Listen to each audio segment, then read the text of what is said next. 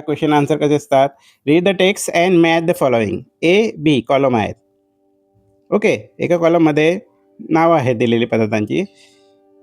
त्यांना इंग्लिशमध्ये काय म्हणता किंवा कोणतं कनेक्ट कोणाशी आहे हे मॅच करायला लावलेलं आहे. बघा पहिलं पॅराग्राफच्या आधारे करू शकता तुम्ही स्टोरीमध्ये पाहून. 1 सोन चावला. सोन चावला काय आहे? तर सोन चावला कोणाला म्हणतात त्या ट्रायबल मध्ये? तर त्याला म्हणतात इंग्लिशमध्ये फॉक्सटेल मिलेट. लक्षात म्हणजे बाजरी. मुंगफलीला काय म्हणता इंग्लिशमध्ये? पीनेट्स म्हणता. ओके, मी तयार करून ठेवलं आहे तुम्हाला लवकर लक्ष द्या म्हणून. सोपला काय म्हणतात? सोपला बघा पीनेट सीड म्हणता म्हणजे बडीशोप. गोडला काय म्हणता? जॅगेरी. लक्षात. आणि DAPTA ही एजन्सी कुठे आहे? भवानी पटना. हे असे मी लावून दिलेले मॅच आहे, तुम्ही नोटबुकमध्ये व्यवस्थित उतरवायचे आहे. Okay, next question. Rearrange the step to prepare millet kheer by putting number in the given boxes. आता तुम्हाला ती खीर ते मिष्टांग कसं तयार केलं जातं, ती रेसिपी कशी तयार केली गेलेली आहे, खीर कशी तयार केली आहे, त्याचे क्रिया दिलेली आहे, पण उलट सुलट आहे, त्याला योग्य क्रमाने लावलेली आहे. ओके, जसं add jaggery water to boiling millet, म्हणजे जे मिलेट तयार केलं आहे मिष्टांग त्याच्यामध्ये गूळ टाका, हे पहिली क्रिया आहे का? नाही, हे उलट सुलट आहे. मग मी क्रमाने ते लावून दिलं आहे, ते वाक्य पहिले लिहायचं. आलं लक्षात? मग आता बघा कसं दिलं नंबर, मग का बरं वाचून घ्या एकदा. हे बघा आता 2 नंबरला मी तर 1 नंबर दिलं आहे, म्हणजे हे वाक्य 2 नंबरचे वाक्य 1 नंबरला लिहायचे आहे. म्हणजे 1 नंबरचे वाक्य हे 2 नंबरचे लिहिणार. काय लिहिणार? Boil half a kilo of millet. Okay, मग 5 नंबरला 2 नंबर दिले आहे, म्हणजे त्यानंतर हे वाक्य लिहायचं. हे वाक्य ॲड फिनेल मिक्सचर. ओके, 4 नंबरचे वाक्य 3 नंबरला लिहायचं आहे. Prepare jaggery water. आणि 1 नंबरचे वाक्य हे 4 नंबर करायचं. Add jaggery water to boiling millet. आणि 5th कोणाला लिहिणार? तिसऱ्या वाक्याला 5व्या क्रमांकाला द्यायचं. Add desiccated coconut. अशी ही प्रक्रिया आहे मिलेट खीर तयार करायची. ओके, तुम्ही लिहिताना ह्या क्रमाने लिहायचं. त्यांना नंबर दिले ते वाक्य पहिले लिहायचे. Next, type of sentences.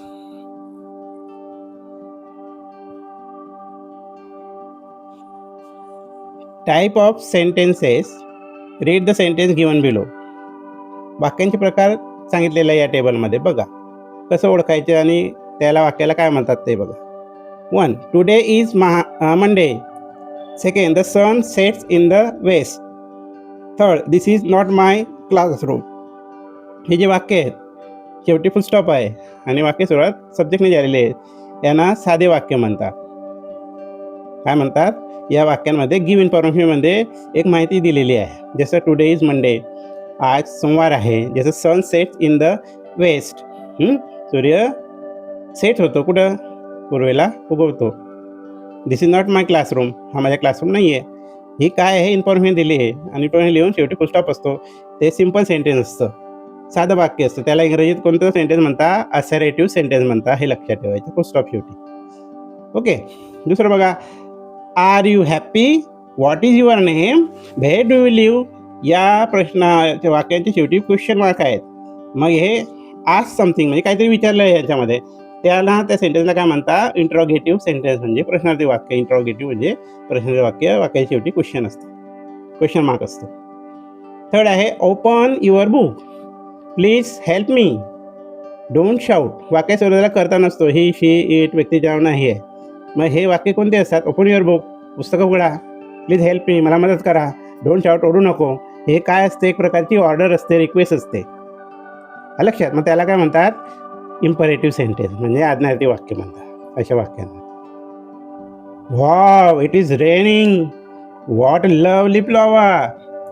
How tall the building is. How tall the building is. वाक्याच्या शेवटी एक्सक्लेमेटिव्ह मार्क्स म्हणजे उद्गाराचं चिन्ह असतं. तर ते शो स्ट्रॉंग फिलिंग, काय दाखवतं? तीव्र इच्छा दाखवते, आनंद दाखवतं. अशा वाक्यांना काय म्हणतात इंग्लिशमध्ये? एक्सक्लेमेटरी सेंटेन्स म्हणजे उद्गारवाचक वाक्य म्हणतात. हे उद्गारवाचक वाक्य म्हणजे एक्सक्लेमेटरी सेंटेन्स आहे. हे इंट्रोगेटिव्ह म्हणजे क्वेश्चनार्थी वाक्य, प्रश्नार्थी वाक्य आहेत. हे असर्टिव्ह म्हणजे साधे वाक्य आहे. आणि हे जे वाक्य आहे त्यांना इम्परेटिव्ह सेंटेन्स म्हणतात. हे these are 4 type of sentence. किती प्रकार आहे वाक्याचे? 4 प्रकार. कोणते कोणते? Assertive sentence, interrogative sentence, imperative sentence, exclamative sentence. Okay.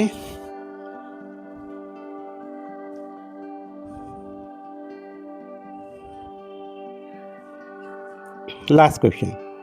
Identify the type of sentence given below. आता काही वाक्य दिले तुम्हाला आयडेंटिफाय करायचे आहेत.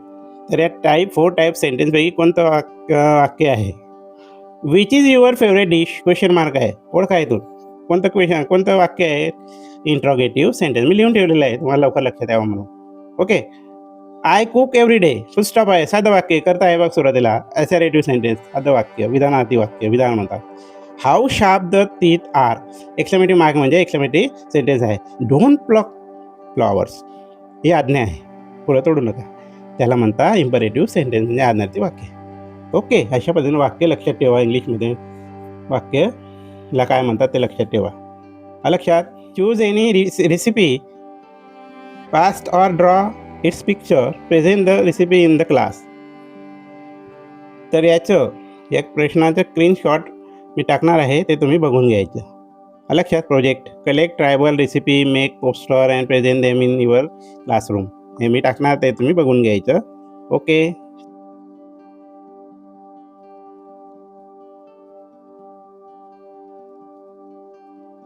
ओके, समजलं? Question answer. ओके. चॅनलला काय कराल मग? तुम्ही केलं असेल पण बाकीच्यांना पण सांगा. लक्षात. काय करायला? सबस्क्राईब करायला. आणि अशा पद्धतीचे व्हिडिओ पाहण्यासाठी चॅनलला सबस्क्राईब करा आणि व्हिडिओंना काय करा? लाईक आणि शेअर करत राहा.